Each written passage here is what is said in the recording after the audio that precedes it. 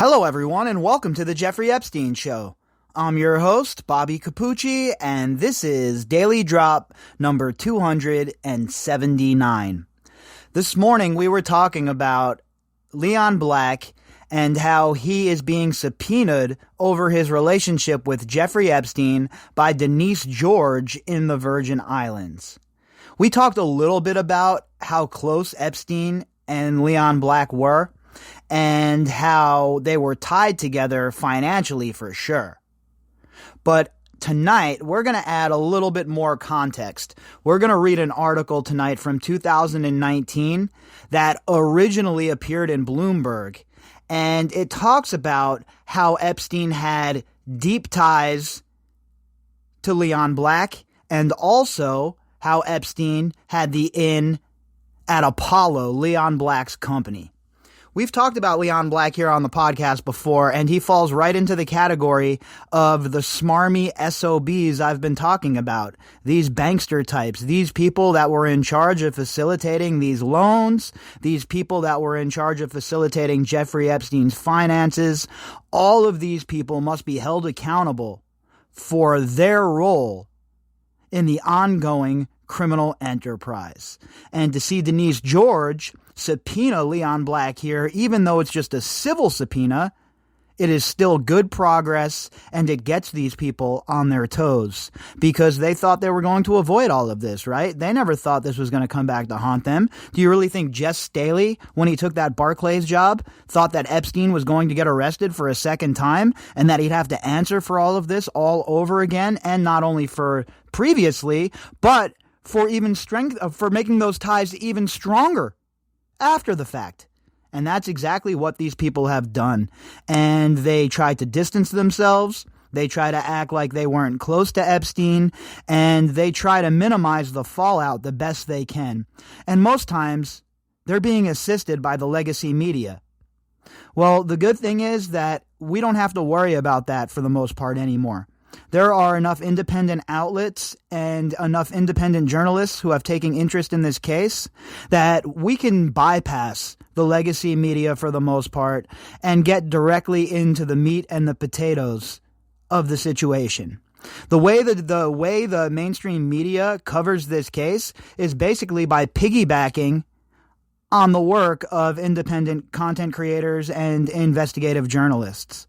They haven't put the resources forth to really dig in deep, so they're lazy, basically, and it just shows that they don't really care about justice in this case or exposing relationships like Leon Black and Apollo. Now, the New York Times has done the piece today, and that's a good thing, right? But why are we waiting until the subpoena before we dig in?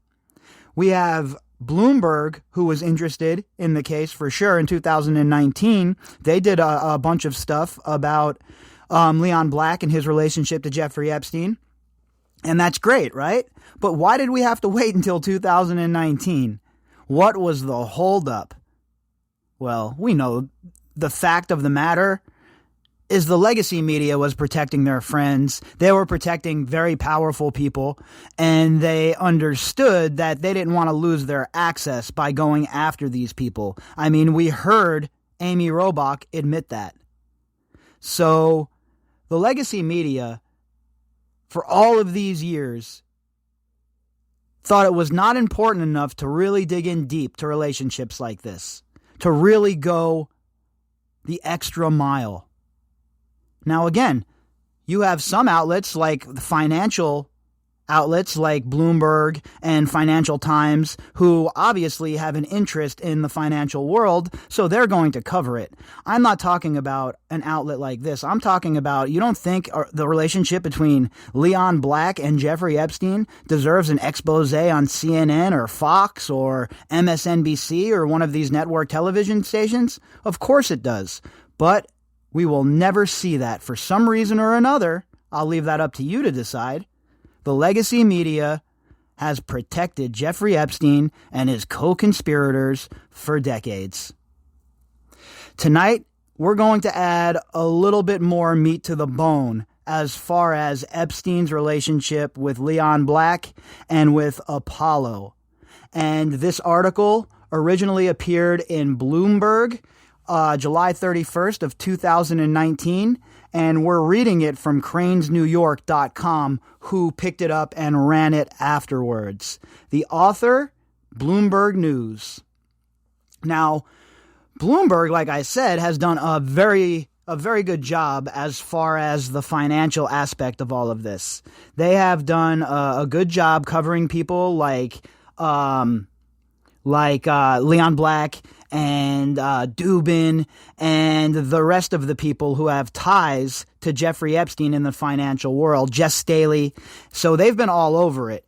And I really appreciate the work that they have done in that regard, because nobody else is really covering this. And as you all know, these financial ties are the ones that bind. These are the ties that are going to connect all of these people to Jeffrey Epstein and the criminal enterprise. So it's important that it's added to the catalog, right? So that it's on record, so that we have talked about it and we understand what goes into it. Because when you connect all of these people financially and all of that money is going back to a criminal organization, well, that money becomes funds that are ill-gotten gain. And once that's the case, then everybody who has enriched themselves from that money, they are now also at risk of becoming a target in a criminal investigation. So that's why I think it's so important to wrap up all of these finances and to make sure everything's tied together. So tonight, our article headline: Epstein had door to Apollo, his deep ties to Black. Almost a decade after Jeffrey Epstein was first accused of preying on young women, he still had access to the inner sanctum of Apollo Global Management. Of course he did, because Leon Black knew what Jeffrey Epstein was. He didn't care. Just like any number of other so-called members of polite society, they understood what Epstein was, they knew what he was and what he was doing, and they did not care. Leon Black, Apollo's billionaire chairman, met with the financier, pedophile, from time to time at the company's New York offices, and he allowed Epstein to pitch personal tax strategies to the firm's executives, according to people familiar with the matter. And remember all of this when Leon Black and Apollo come out in the next few days and try and distance themselves from Jeffrey Epstein and from this criminal enterprise, because you know they're going to do that. That's why I think it's important to add this context and to keep this conversation going and to put just a little bit more meat on that bone so that we understand why Leon Black and Apollo were the ones that were subpoenaed. This wasn't just like, a situation where Denise George woke up and, threw a dart at the dartboard and it landed on Leon Black, right? This is something, there's a reason why he's being subpoenaed, and his very, very, very deep ties to Epstein financially and otherwise needs to be something that is discussed in a more forthright manner. The executives were puzzled. Why invite Epstein, a registered sex offender since 2009, into one of Wall Street's most powerful private equity firms? What services could he possibly provide? And that's a great question, right? You have this company, Apollo, where they have some of the top minds in the financial world, right? Some real whiz type people. We're talking people like Taylor from Billions, quants and whatnot. But they're going to bring in Jeffrey Epstein, who never even got his degree, and he's coming in as some kind of a great mathematician who's going to bring in all this money. I'm sorry, I'm not buying it. I am not buying it. Black, 68, has belatedly provided one answer. For years, he himself occasionally turned to Epstein on financial matters like taxes, estate planning, and philanthropy. Black disclosed in a memo to his employees last week. So remember that also when they try and distance themselves from this. Black says himself in the memo sent to employees of his firm that he turned to Epstein on matters of financial, on taxes, on estate planning issues, and about charity. So would you be turning to somebody you're not that close to when it comes to spending your money or spreading it around or whatever it might be that Black was up to? Do you really think that somebody you're not close to, somebody you don't know, is who you're going to manage your money? Most certainly not at these levels, folks, okay? Epstein cultivated a number of prominent Wall Street figures over the years, yet his association with Black stretches back more than 2 decades and ran deeper and longer than even some at Apollo initially believed. For instance, in 2015, Black dispatched Apollo co-founder Mark Rowan to attend a meeting at Epstein's Manhattan mansion with Edmund de Rothschild Group to discuss how the two firms could work more closely, 2 people said. And remember, Linda Rothschild is the one that Dershowitz is always bringing up as well, like she's another pillar of the community, right? Somebody that you should be bringing up as a witness to your character, when in reality, her own family, and I'm sure her herself in one way or the other, was still working with Epstein after Epstein was already arrested and convicted. You see, folks, these people do not care about the survivors or justice, or that Jeffrey Epstein was involved in a huge human trafficking sex scheme. They don't care about any of that.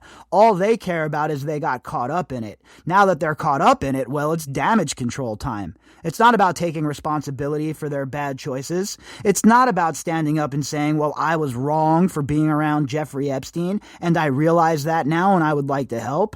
It's all about putting distance between themselves and Jeffrey Epstein and relying on the legacy media to help them cover up and promote that fallacy.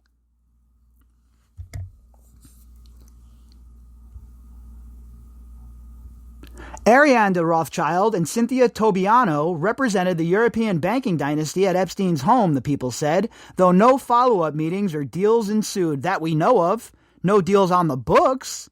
But again, would you have me believe, or would I have you believe, which is even more important, that these people are meeting at Epstein's house, they're trying to hammer out some financial deals, and that they're all going to walk away without wetting their beak? All of these greedy, disgusting SOBs are going to walk away without eating at the trough? Highly doubt it. I do not know what you were referring to, said Florence Gobert, a spokeswoman for Edmund de Rothschild, adding that the bank has no business links with Apollo or Epstein. So this is even more sinister, right?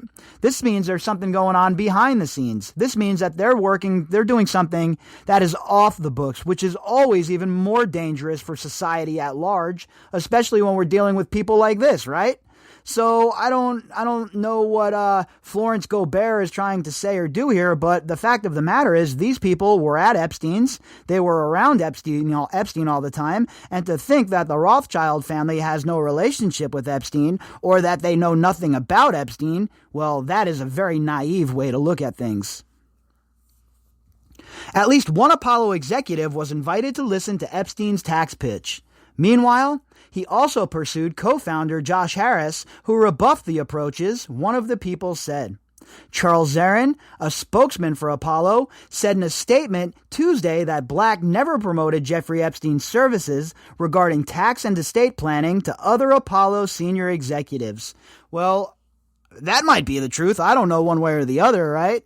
But I find it unlikely that Black wouldn't be sitting around with his confidants counting his coins and swimming around in his money like Scrooge McDuck, and he wouldn't be giving his buddies a tip about Jeffrey Epstein if Epstein had a way to park their money somewhere or create more wealth from the original amount given to Epstein. If he can make more money out of that, of course they're going to be interested in it, because at the end of the day, their greed is what drives them. Black's links to Epstein have become a source of fascination and concern to some Apollo employees and investors, including the California Public Employees Retirement System, which has committed more than $5 billion to 11 Apollo funds and is its second largest shareholder. Think about that, folks. The California Public Employees Retirement System is tied to Leon Black in 11 Apollo funds. How much of the public money from California was siphoned to Jeffrey Epstein? Now, again, I don't have any direct evidence of that. I am not a forensic accountant, but logically, a guy like Jeffrey Epstein, Supposedly he pilfered 40-something million from Wexner. What makes you think he wasn't getting a taste from all of these deals? When you're a crook, a criminal, and a scam artist like Epstein, you're always getting a taste. CalPERS takes this issue very seriously, Wayne Davis, a spokesman for the Sacramento-based pension, said in an email last week. The actions our general partners take, both in professional and private contexts, impact our assessment of which firms we desire as long-term partners. We consider any issue, including reputational risk, a serious matter if it impacts a firm's ability to be successful. Well, that's all fine and well, right? But I think if you took a poll of the people's money who you were managing, I'm pretty sure the vast majority of them would not want their money parked with anybody who has a relationship previously, now, before, after, whenever with Jeffrey Epstein. He said Tuesday that the pension fund is in the process of contacting Apollo to discuss this. During Apollo's earnings conference call Wednesday, Black responded to a question from an analyst about how the firm is handling the fallout from potential ties with Epstein. And this is important. Let's listen to what he has to say here, because we know that he's going to try and distance himself. That's what he has done. That's what all of these people have done. And it is gross, really, that they would think we're that stupid and that we're that naive and that we're going to buy into their BS narrative. They really believe their own bullshit sometimes. We take this all extremely seriously, Black said. Yeah, so serious that you had a relationship with a convicted sex offender after the fact, right? So serious that you were still close with Jeffrey Epstein, right? You lying SOB. There's been a virtual tsunami in the press on this subject. It seems to be the gift that never stops giving for the press. It's salacious. It involves elements of politics, of Me Too, of rich and powerful people, and my guess is it will continue for a while. Not one mention of the survivors, not one mention of the fact that Epstein got away with this for so long, nothing like that at all. Basically, he's just deriding the whole thing. Oh, it's salacious. It involves elements of politics. Me too, rich and powerful people. It will continue for a while. Yeah, bitch, it's going to continue for a while until you and all your disgusting friends are held responsible for the part you played. You snide, arrogant, hubris-filled piece of trash. Still, it isn't affecting our relationship with investors, Black said, adding, we have a pretty open dialogue with them. Well, I hope that after this subpoena, I hope that they reevaluate their relationship with you. There are plenty of other places to park your money, folks. You don't need to park it with Apollo. You don't need to be with this dude. Black and Epstein's ties have come under renewed scrutiny after the disgraced financier, pedophile, was arrested July 6th on federal charges that he molested and exploited teenage girls. After conducting a review of emails and documents, Apollo said it established that Epstein, 66, never worked at the firm. He's being held in a Manhattan jail and pleaded not guilty to the latest charges. Black told employees last week that he was completely unaware of and am deeply troubled by the conduct that is now the subject of the federal criminal charges brought against him. He is such an absolute BS artist. And imagine being an employee working for this guy and this clown, this moron, this degenerate tried to pitch that line to you. I would laugh right out of the boardroom. This is an absolute joke. You were unaware, huh? And deeply troubled? So unaware that you continued the relationship, right? So deeply troubled that you didn't lose one night of sleep over it, huh? So deeply troubled that you couldn't even find it in your heart to have some compassion for the survivors. Nah, not you, not me, not Leon Black. Black isn't alone in continuing a professional relationship with Epstein years after his first conviction. Although Epstein's biggest benefactor, Les Wexner, the billionaire behind Victoria's Secret, said he severed ties more than a decade ago. J.P. Morgan Chase & Company had maintained a relationship with Epstein for years after, while Deutsche Bank AG cut him loose in recent months. And we know how that's worked out for the both of them. J.P. Morgan also having their bank records examined. Deutsche Bank paying a huge fine, $150 million. Of course, a pittance to them, but again, it's the message that is sent. So, all of these institutions have come under scrutiny. All of these institutions have had to pay a fine or suffer some sort of penalty in the public sphere.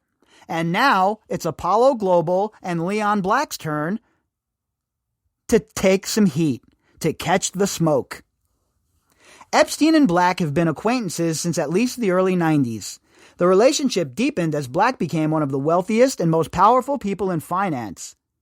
Black is worth $6.5 billion, according to the Bloomberg Billionaires Index, having built Apollo, along with Rowan and Harris, into one of the world's largest private equity firms.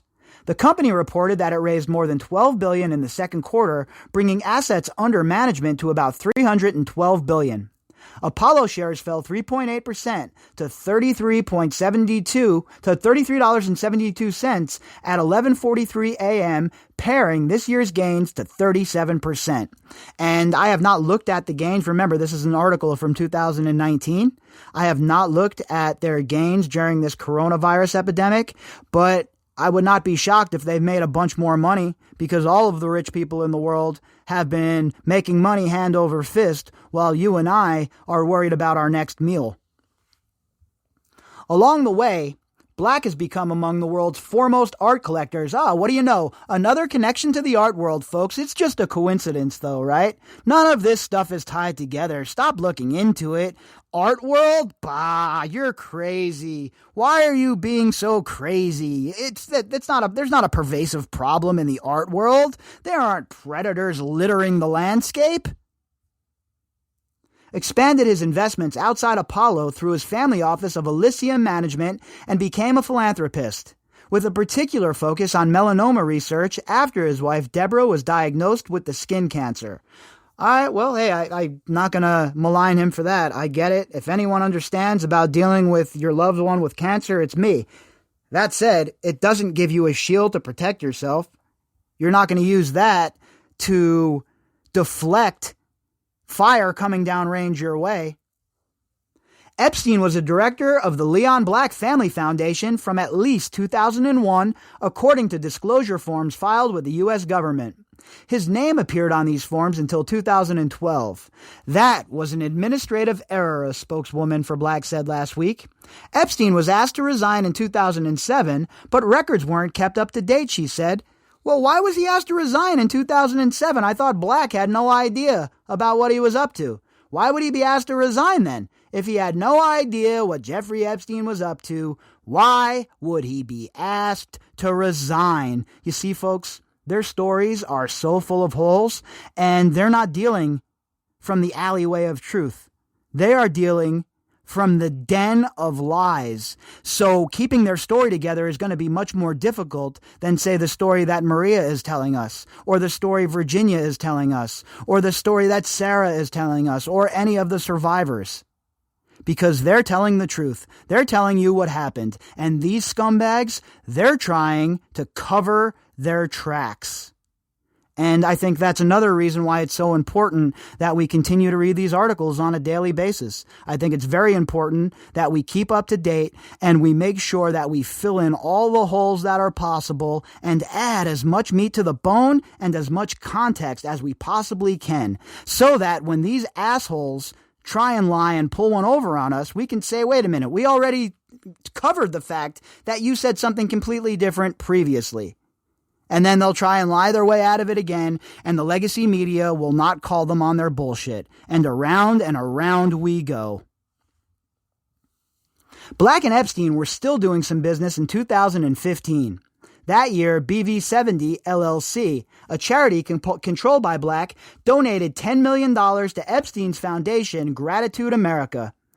On a few occasions, I donated money to certain charitable organizations with which Mr. Epstein was affiliated, and he made contributions to certain charitable organizations that are meaningful to me, Black said in a memo to employees.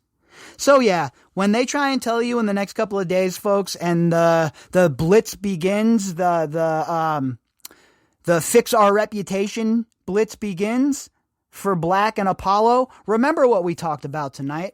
Remember the type of man that he is, and remember that he showed no remorse and not a care in the world about what happened to the survivors. Remember that when they're attempting to gaslight you into thinking that Leon Black and Jeffrey Epstein were not deeply connected. If you'd like to contact me, you can do that at bobbycapucci@protonmail.com. That's BOBBYCAPUCCI@protonmail.com. You can also find me on Twitter at BOBBY_CAPUCCI. All of the links that go with this episode will be in the description box. I'm going to watch some NHL playoff hockey. I hope you all enjoy your night, and go Knights, go!